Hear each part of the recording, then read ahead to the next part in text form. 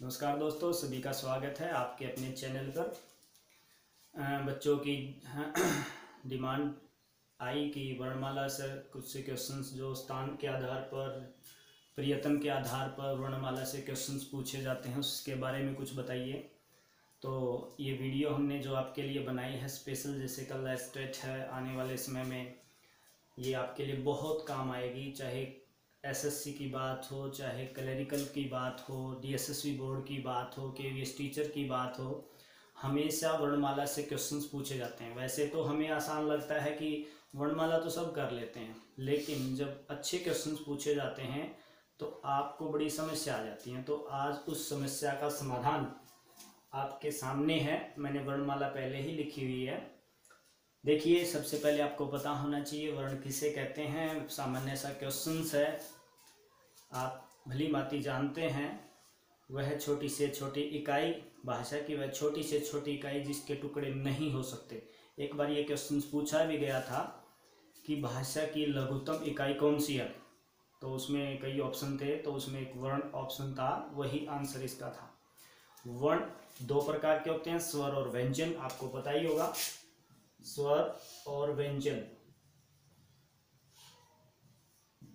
बहुत आसान क्वेश्चन बनता है। जिन ध्वनियों का उच्चारण जो है बिना किसी अन्य वर्ण की सहायता से किया जाता है वो स्वर होते हैं, और जो स्वरों की सहायता से बोले जाते हैं वो व्यंजन कहलाते हैं।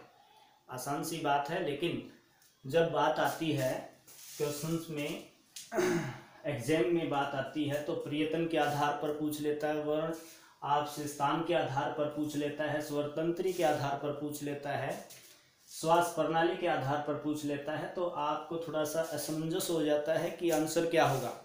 उसको हमने एक टेबल में ही सभी क्वेश्चंस का समाधान आपके लिए कर दिया है। तो थोड़ा सा ध्यान देंगे आप, एक बार में ही ये सारे क्वेश्चंस आपके हल हो जाएंगे। देखो, मैंने आगे जो लिखा हुआ है, व्यंजन सबसे ऊपर लिखे हुए हैं, इधर स्वर लिखे हुए हैं साइड में, और इनकी एक तालिका बनाई हुई है। व्यंजन जो अघोष हैं, पहला और दूसरा अघोष, ये जो पहला वर्ग का पहला अक्षर और दूसरा जो अक्षर है या वर्ण है वो अघोष में आता है। सघोष, ये दोनों जो हैं आपके स्वर तंत्री के आधार पर है। स्वर तंत्रियों के आधार पर जो व्यंजन है हमारे वर्णमाला है उसको बांटा गया है। तो याद रखेंगे, अघोष और सघोष दो प्रकार से स्वर तंत्रियों के आधार पर वर्णों को बांटा गया है। दूसरा है अल्पप्राण, नीचे लिखा है मैंने, फिर महाप्राण, फिर अल्पप्राण और फिर दोबारा से महाप्राण। ये श्वास मात्रा के आधार पर वर्णों का वर्गीकरण है। याद रखेंगे, श्वास मात्रा के आधार पर, श्वास की मात्रा कम है तो अल्पप्राण, प्राण का मतलब प्राणवायु, श्वास की मात्रा ज्यादा है तो महाप्राण। तो ये मैंने यहाँ पे लिख दिया है, अल्पप्राण, महाप्राण, अल्पप्राण और महाप्राण। अंत में जो अंतिम जो हमारे अनुस्वार बनते हैं, नासिक के व्यंजन बोलते हैं इनको, ये सघोष होते हैं, अनुस्वार के रूप में प्रयोग किए जाते हैं। ये मैंने अंत में यहाँ पे लिखे हुए हैं।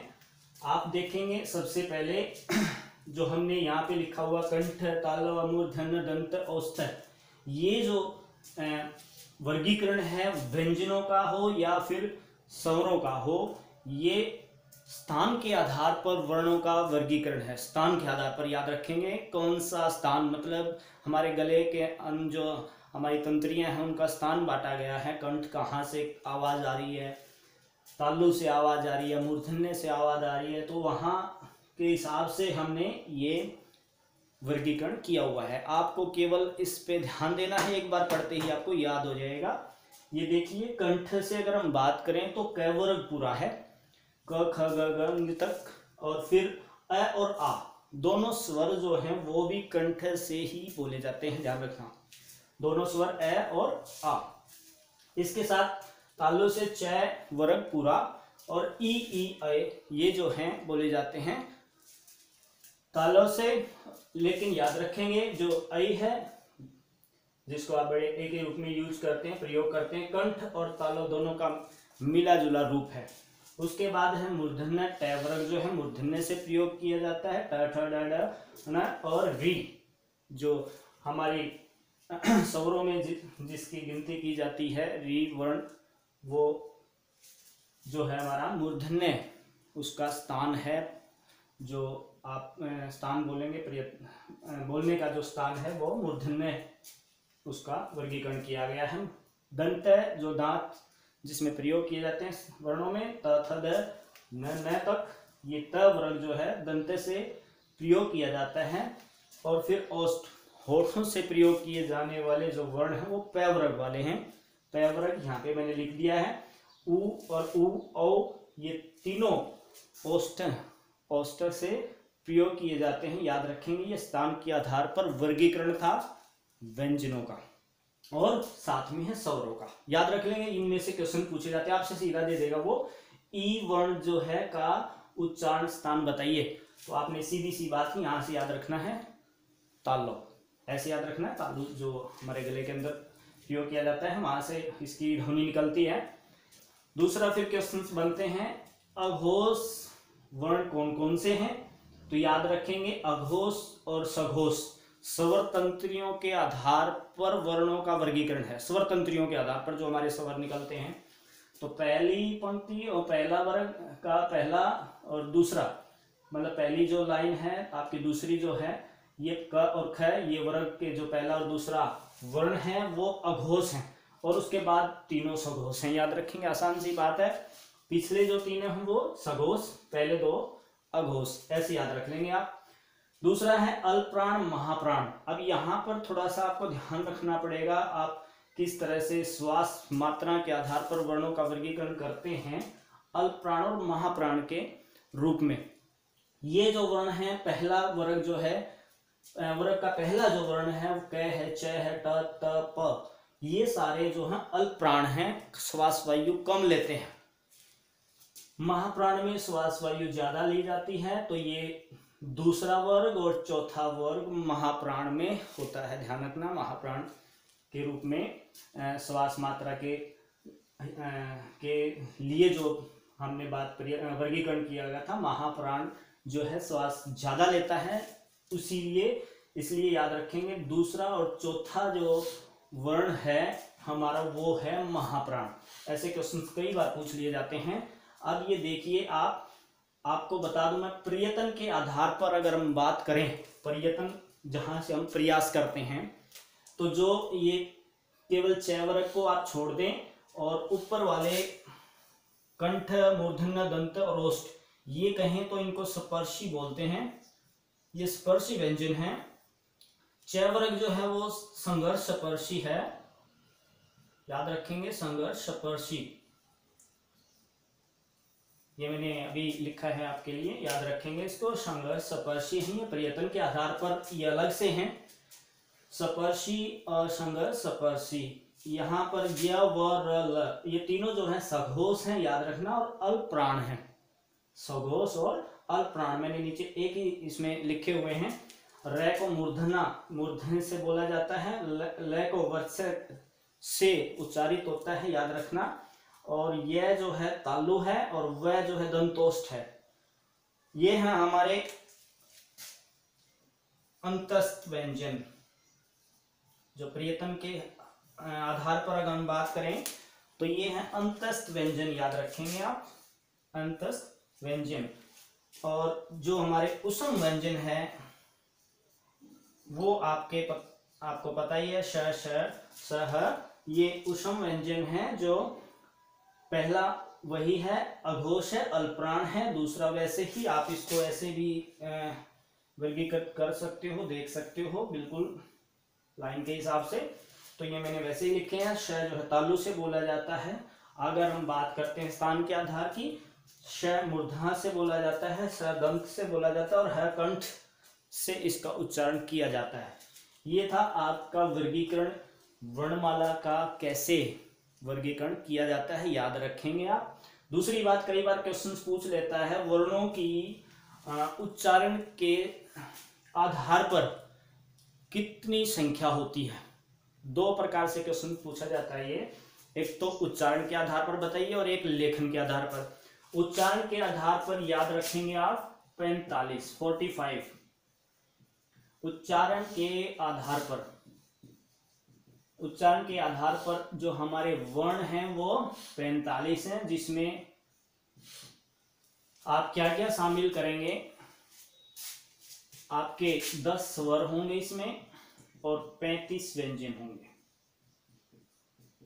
35 व्यंजन कौन कौन से होंगे और 10 स्वर कौन कौन से होंगे आपको पता है। अगर हम री को छोड़ दें, 2 3 5 और 3 8 9 और 1 10, ये जो स्वर हैं ये उच्चारण के आधार पर मूलतः जो वास्तविक व्यंजन का वर्गीकरण है उच्चारण के आधार पर वो 45 माना जाता है। बाकी जो 35 व्यंजन हैं उनको हम काउंट कर लेते हैं, जिसमें स्पर्शी जो हैं वो कै से लेके मैं तक, ये 25 होते हैं, कै से लेकर मैं तक स्पर्शी याद रखेंगे आप। इसमें कै वर्ग, च वर्ग, तै वर्ग, तै वर्ग और पै वर्ग, क्योंकि सब में 5-5 वर्ण हैं और 5 की पंक्ति है तो 5-5 जो है 25 हो जाते हैं। उसके बाद अंतस्थ व्यंजन लेंगे और उत्सम व्यंजन लेंगे, 4 अंतस्थ व्यंजन और 4 उत्सम व्यंजन, 8 ये हो जाते हैं, 8 और 5 ये हो गए आपके 33 और हमने ऊपर लिए थे 10, अब 2 रह जाते हैं। 2 आपके याद हो आपको द्विगुण व्यंजन होते हैं, जो ड़ और ड ये माने जाते हैं। इनका प्रयोग इनसे अलग किया जाता है, यंग के रूप में प्रयोग किया जाता है जैसे वांग में, और ये जो है ड जैसे पढ़ना तो ये अलग से प्रयोग किया जाता है। ये जैसे लड़का तो ड़ के रूप में प्रयोग किया जाता है। इसको आप उत्सिक्त व्यंजन भी बोलते हैं, याद रखेंगे, ये क्वेश्चन कई बार पूछा गया है। उत्सिक्त व्यंजन कौन से होते हैं, तो ये हमारे 2 व्यंजन उत्सिक्त व्यंजन है। इनको अगर जोड़ लेते हैं तो 35 व्यंजन बन जाते हैं। तो उच्चारण के आधार पर हमारे हुए 45 व्यंजन। और अगर आ जाता है प्रश्न आ जाता है लेखन के आधार पर वर्णों की संख्या बताइए, तो आपको याद रखना है लेखन के आधार पर हमारे होंगे 52। अब 52 कैसे होंगे, हमारे जो 45 तो हो ही चुके हैं, उसके बाद हमारे रहते हैं स्विफ्ट व्यंजन। स्विफ्ट व्यंजन 4 हमारे जो स्विफ्ट व्यंजन हैं याद रखेंगे आप, श, त्रे, व्ये और श। श का जो उच्चारण मेल है वो क प्लस श से होता है। त्रे का त प्लस र से, ज्ञ का ज प्लस य से, श्र का श प्लस र से। ये भी कई बार क्वेश्चन पूछे जाते हैं, प्रश्न पूछ लिया जाता है। क्ष जो है किससे बनता है, त्रे जो है किससे बनता है, गे जो है किससे बनता है। ये आगे जो है अर्धवर्ण लिखे मैंने, इनके नीचे हलंत लगाया हुआ है, याद रखेंगे, इसका मतलब आधा। तो ये मेल से बनते हैं, 2-2 वर्णों के मेल से बनते हैं, इसीलिए इनको स्विफ्ट व्यंजन बोलते हैं। अब हमारे अगर इनमें 45 में 4 ये हम जोड़ देते हैं तो हमारे 49 हो जाते हैं। और फिर एक हमारे री, जिसका उच्चारण जो है व्यंजन की तरह होता है, रे की तरह, री जैसे बोलते हैं ऋषि, ठीक है, याद रखेंगे आप। इसकी मात्रा नीचे ऐसे प्रयोग की जाती है। दूसरा एक, अब हमारे पूरे 50 हुए, 50 हुए। फिर हमारे रहते हैं अयोगवा। अयोगवा याद रखेंगे, अंग और अ, जिसको आप विसर्ग बोलते हैं, ये 2 व्यंजन, 2 वर्ण और जोड़ लिए जाते हैं। अंग को अनुस्वार बोलते हैं, अनुस्वार और विसर्ग ये मिलके कुल हमारे वर्णों का लेखन के आधार पर हुआ 52 संख्या। लेखन के आधार पर अगर बात करें तो 52 वर्ण होते हैं। अब ये देखिए पूरे 52 के जो वर्ण हैं आपके 52, आपने पूरे आधार पर इनको बांट दिया है, चाहे वो प्रयत्न का आधार हो, चाहे स्थान के आधार पर हो, चाहे स्वरतंत्रियों का आधार हो। तो आपने इन क्वेश्चंस को ध्यान से देख लेना है और इनका उच्चारण स्थान और इनका जो वर्गीकरण है घोष हो या सघोष हो, ये अच्छे से कर लेना है। आज के लिए इतना ही। बहुत बहुत धन्यवाद आपका। आपको अगर ये अच्छा लगता है अपने मित्रों को बताइए इसके बारे में, और उनको भी स्क्रीनशॉट भी ले सकते हैं आप इसका, ताकि आप अच्छे से याद कर लें, और उनको शेयर भी कर सकते हैं। हो सके तो अपना ये चैनल सब्सक्राइब करें आप। अगर आपको अच्छा लगता है तो आपको बार बार ऐसे प्रयास किए जाएंगे, ऐसी वीडियो दी जाएंगी जिसमें आपकी व्याकरण से संबंधित, चाहे हिंदी हो, इंग्लिश हो और अन्य जो विषय हैं उनसे संबंधित भी, DSSC बोर्ड से, KVS और टीचर्स के लिए खासकर, वन्य जो कक्षाओं में पढ़ाया जाता है उससे संबंधित भी आपको कक्षाएं यहाँ पे उपलब्ध करवाई जाएंगी। आपका बहुत बहुत धन्यवाद। थोड़ा सा इसको एक बार कंठस्थ कर लें आप। धन्यवाद।